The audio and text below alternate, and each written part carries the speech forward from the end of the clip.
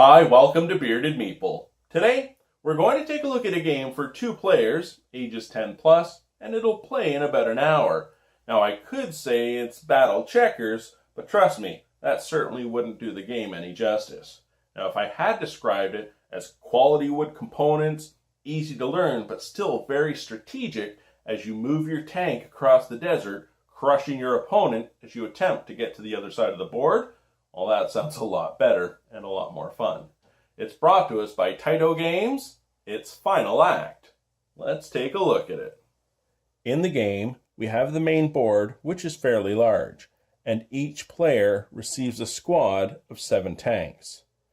Each tank has ordnance as well as damage tokens. If your tank is hit once, you place the fire on the back side of it. If it's hit a second time, your tank is destroyed. You can place the fire over its insignia, or you can simply remove the tank off the table out of gameplay.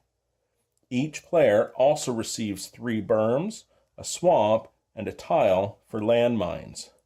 Now, it's a programmable game. Each player also receives a player board in which they will program the movements of their tanks. The boards are then revealed, players move their tanks, and game continues. Let's take a look at the setup and the gameplay. Each player can set their swamp and their minefield on any section of their half of the board. Tanks and berms must start in the first 3 sections.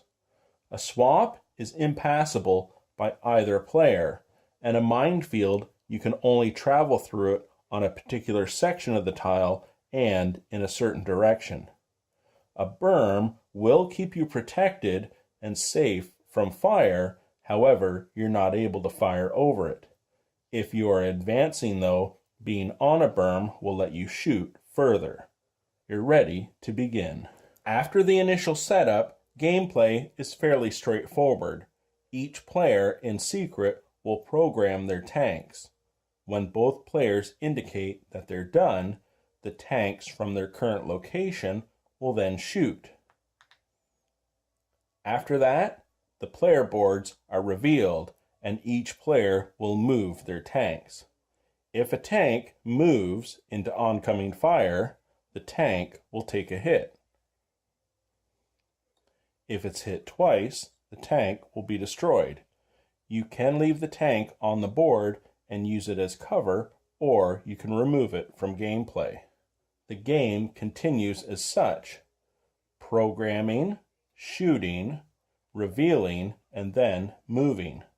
The first player to get one of their tanks to the opposite side of the board will win. Let's take a look at programming, shooting, and moving. When it comes to movement, each tank is associated with a particular dial, and there are restrictions when it comes to moving. As long as there are no obstacles, a tank can move forward or reverse in the front-facing direction. However, if you are going to turn as you move, you have to make sure you indicate it on the turn dial. And when it comes to shooting, as long as your tank has line of sight, each tank can take 1 shot and place it within the given area once per round. See the book for special rules regarding berms. Program, shoot, reveal, move, and take damage. The first player to successfully get a tank to the opponent's side will win. And that, my friends, is Final Act. And I'll tell you what, absolutely loved it. I love programmable card games like Colt Express and Robo Rally.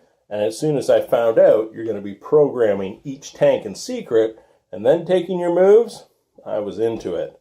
It's easy to learn. It's still very strategic as you try to outwit your opponent. And all you have to do is get your tank to the other side and you win. I love it. I hope you get a chance to check it out. I'll talk to you again soon.